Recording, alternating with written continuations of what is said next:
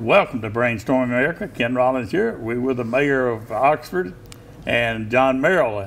How you doing there, Mayor? Oh, how you doing, Ken? Good to see you. You know John? I do, John. Good to see you, friend. Good to see everybody.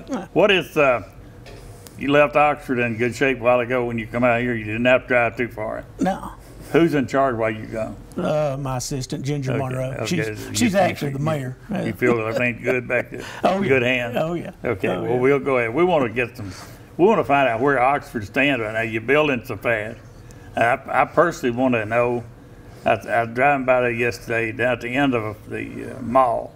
Is that coming around to where you got enough people going to fill that up down there? Oh, yeah. Yeah, they had a building project, a 5-year building project, and so they're getting close to the end of that, and they're starting to working on the leases and everything. So a lot of people asking about it because talking about Christmas time, because you know when people built the exchange out there at 188, that took a lot of the people away from the mall, and there's people that love the mall want to get back in there. But it's going to be a different mall.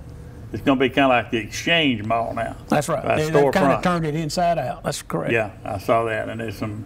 So you feel like they're going to fill that up. Really. Oh yeah, oh yeah. That answers these people that's been on Facebook asking about it. Oh yeah, they're working on that, and of course we've got our downtown project, and in downtown Oxford.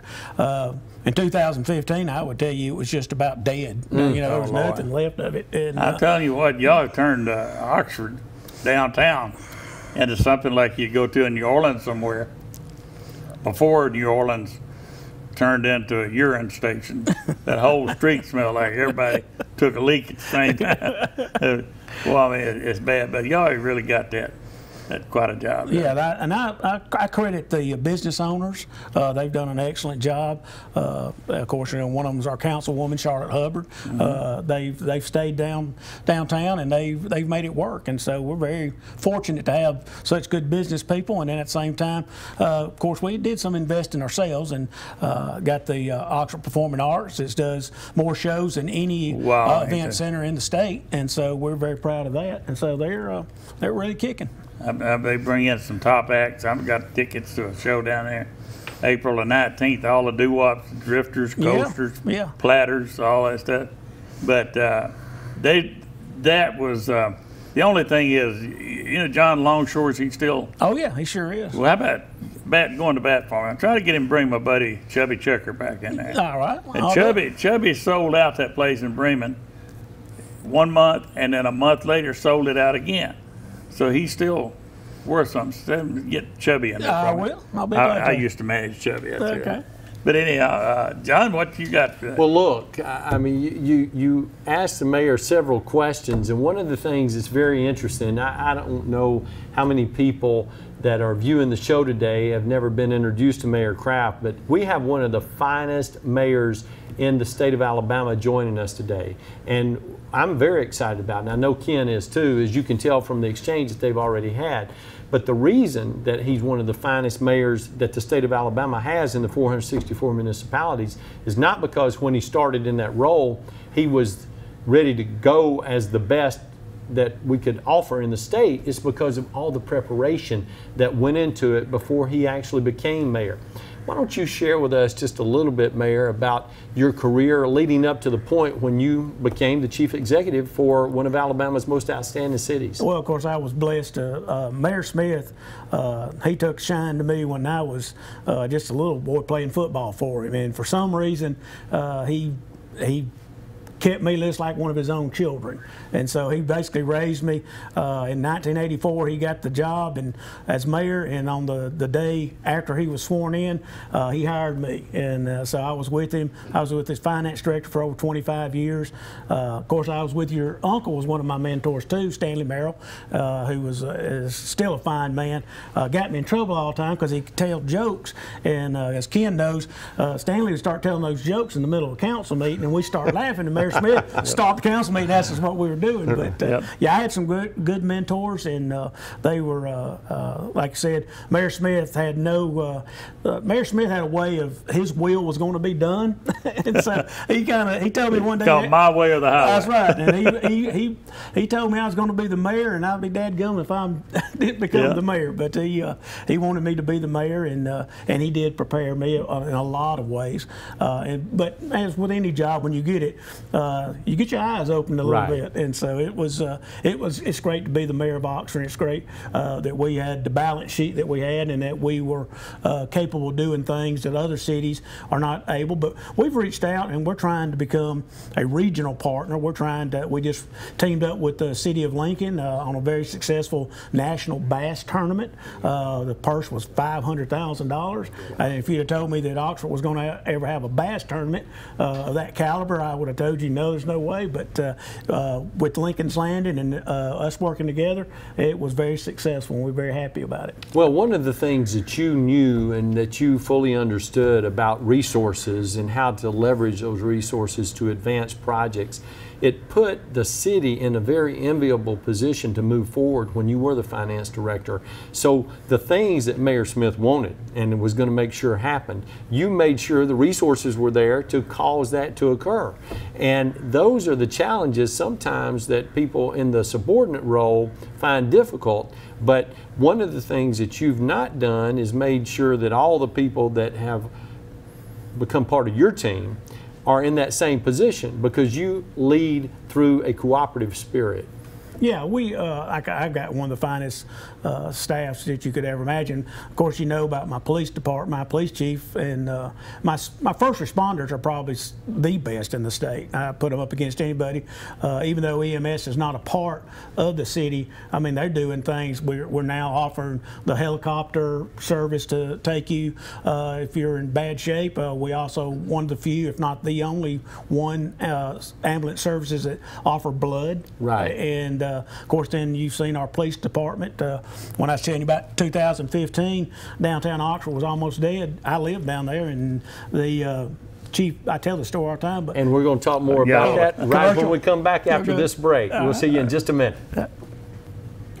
Welcome back to Brainstorming America. Ken Rollins here. We're with Mayor Alton Kraft and my co-host, John Merrill. John, you got it? Well, Mayor, you were telling us a story about law enforcement. Share that with us. Yeah, well, in 2015, Chief Partridge came to the council and told them, said, look, you know, if you'll give me 2 outfitted vehicles and let me demonstrate what I can do and my folks can do, I'll show you how well we can turn things around. And so they outfitted the cars. Council passed the budget and then allowed them to outfit the cars. And in the month of December, I think they made like 119 arrests. Most of them were drug related, and that was in downtown. And after that, you know, I can tell you today, you see people walking their dogs in the morning, in the evening. They feel safe. We got the camera systems up, and so an outstanding job. Of course, then he tried to tell us about the crime center. We didn't really understand what that was, and but he did show us that, and again, the council funded it, and we now have, I think, 33 or 35 agencies in there, all working together to solve crime, and they have done some exceptional work over the years. And so, Mayor, let me ask you a question about that. Recreation. Oxford's got everything you can think of, from pickleball or whatever's coming in, and you can talk about Chocolate Park. Now, I know you're proud of that, but there was a time that it was all, let's don't build that thing. I've watched that thing grow, but I want to share something with you that you're not aware of. The people come here in these tournaments from out of town. I was sitting at the Longhorn restaurant one day, and a lady was sitting there, and she had some wild boys running around. They were 9, 10, 11-year-old boys, and I started a conversation with her. She's talking about, we're down here from South Alabama. We're up here from South Alabama. She had spent over $3,000 in the hotels and whatever here in just a few days. She said, we love it here in your little town. And I was so proud to be from the city of Oxford, listen to her. Not the $3,000 she'd already spent, going to spend more, but for your sake, the retail business.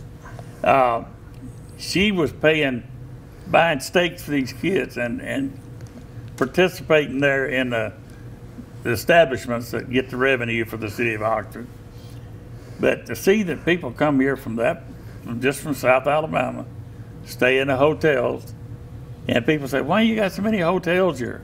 We got 2 more that's just about open. That's correct. That are beautiful. I live out there. I mean, I live over off of Friendship Road, and I get to go by them every day and see them both. They are beautiful. Yeah. Not just hotels, but they are beautiful hotels. Yeah. You got to be proud of what Chocolate is doing with the Christmas thing and all the things that they do. Oh yeah, I'll tell you a story that, and you talk about. I think Chocolate Park in itself is a great park, and it is very nice, and as you know, it's very well built. But again, it falls back not just the people of Oxford, but the people of our region. Absolutely. They have right now they're having what they call the spring break touring tournament, and they. We had a couple years back, we had a team from New York and Ohio were fixing to play. And so I was trying to be, nice to it, and I said, how y'all like down here in the South?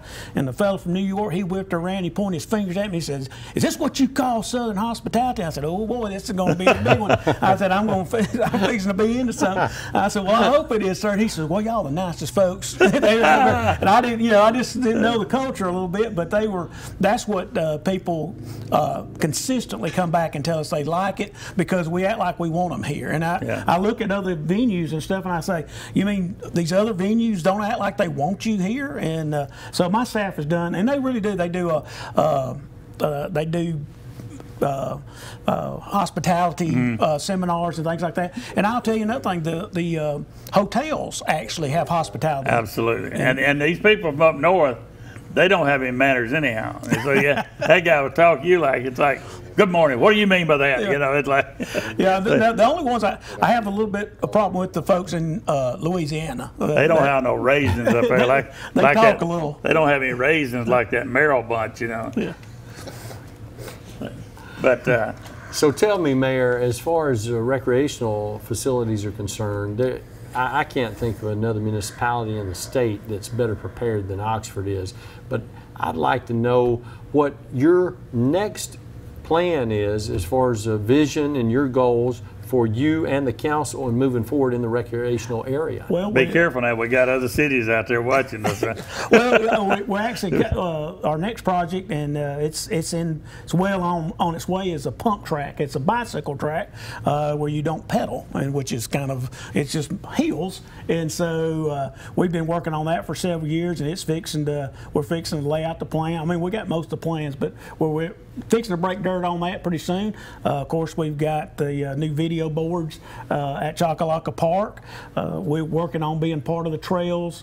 We're part of the Blue Water Trail. We're now part of the Bird Trail. I didn't know this. We're the #2 best place in Alabama to watch birds, next to a sanctuary that's built in Limestone County. And I saw somebody on Facebook saying the same thing you're talking about. They said they went down and went by the creek and saw some of the best species of birds that you couldn't see in the 3 states. Yeah. And that was somebody that's a professional bird watcher, that they go to places like Montana and other places to see birds.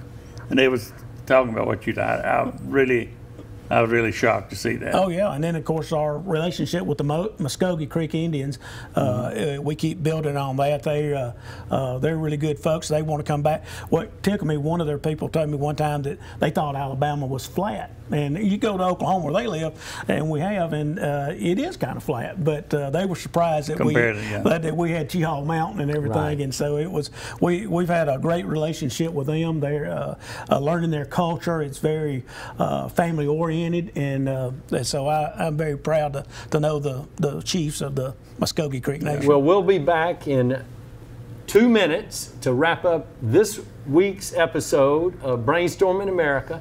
Thank you for joining us. We'll see you for the final segment in just a moment. Welcome back to Brainstorming America. Ken Rollins here. We're with Mayor Alton Kraut, Oxford Mayor, and my co-host over there, John Merrill. John, you got anything for the mayor that you want to throw on him? I got some good stuff. Mayor, a couple of questions. One, of all the things that have happened in your tenure as mayor, what is the one that you would say that you're the most proud of?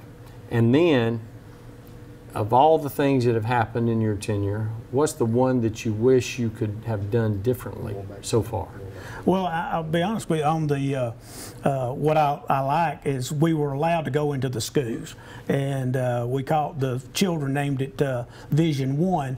They actually govern. They actually tell us what they want and how they perceive that we need to go forth doing it, and it is come into just a whole new world of stuff for us. One thing of the World of Works, they started doing something like that. We now have what's called the Create Center, which is a STEM kind of rate. I think they have 18 paths now to get jobs where industry will come in, train them while they're still in school to have jobs when they get out of school.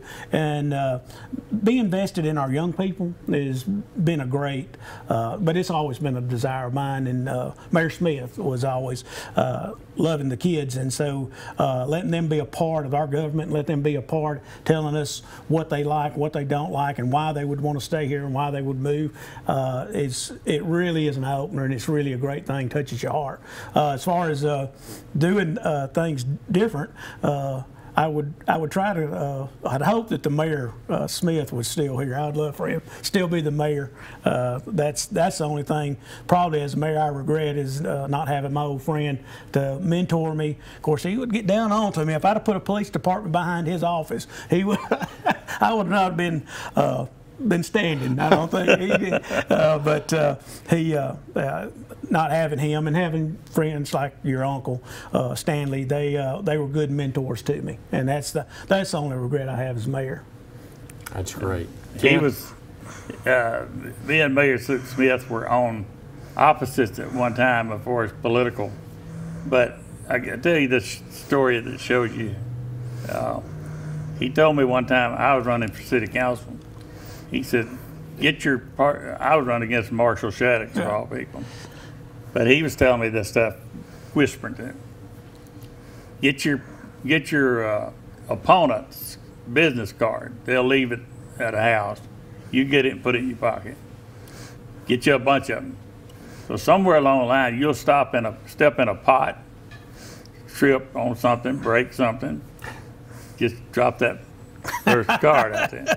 So I was in a house, and a lot of your carports, the buzzer to ring the doorbell is the same as the buzzer that brings the door down. Yeah. So they had a boat with a bunch of stuff in it halfway in the garage. So I got which button I pushed. I pushed the button that brought the door down, and it come down on a bunch of rods and reels and stuff, and I'm getting out as fast as I can, and I forgot to drop my card. I got Marshall's card and threw it back over there. So you wonder who done this? Yeah. There's the guy.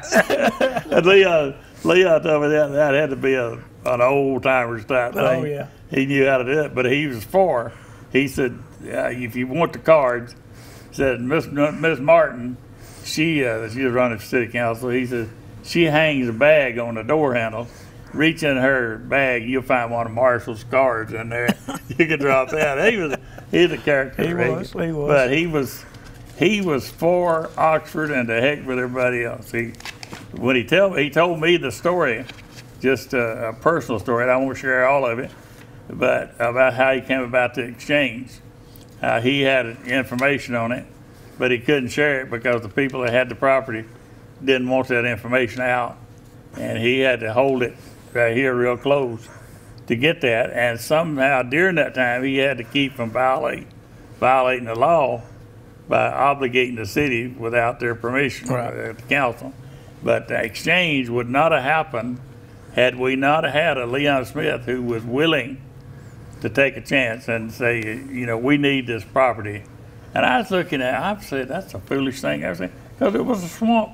It was. I mean, you drive by on the right there was water standing. Yeah. They put a restaurant right there, the Golden Corral. But I'm saying when Leon said he saw dollars He did. Well, I'll give you a story on that. We went out there. Wayne Livingston, our water director, took us out there, Mayor Smith and I. Deer jumped up. Like you said, there's a swamp area everywhere. And so we get back to his office, and he pulls me outside, and he said, well, did you see what I saw? And I thought, yeah, I saw the deer and I saw the swamp. And he said, I said, yeah, it's nice. He said, how about that water in the quarry? And I said, yeah, that's good, Mayor. I had no idea where we were going. He said, what do you think about the retail part of it? And I looked at him like he was crazy. I said, what retail? I said, yeah. And he said, he looked at me, he said, I'll tell you what. He said, there's going to be retail out there, and there'll be 700,000 square feet of retail one day. And when they finished the sounds, it was 730,000 square feet. So and you know, vision he had. The fire chief, prior fire chief told me that they had checked that ground and that it would not hold a building. It would not able to, I can't remember the name of the people that do that kind of stuff. Right. But they go around checking the sound it is to put something on there. And in his words, that ground would not hold anything bigger than a pickup truck. It would sink. Yeah, there was tons of sinkholes. Well, you know, I was up there and looked at the Golden Corral and never sung. No, it didn't. I ate there a few times. Lord, that's right. That was some days, but we were fortunate to have a mayor like him. Yeah, we were. And I've watched you over the years. You're just like him. So I mean, I'm serious.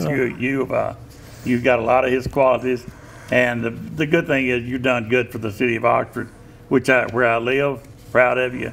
Proud of the city of Oxford. Proud to say I'm from Oxford. And we're glad you live in Oxford too, Ken. You proud to have me? Yeah, we are. And I appreciate your service. Thank you, sir. I appreciate that. And you too, John. Thank you, Mayor. We are so delighted that you chose to join us again today, and we are so happy about the great things that are going on in Oxford.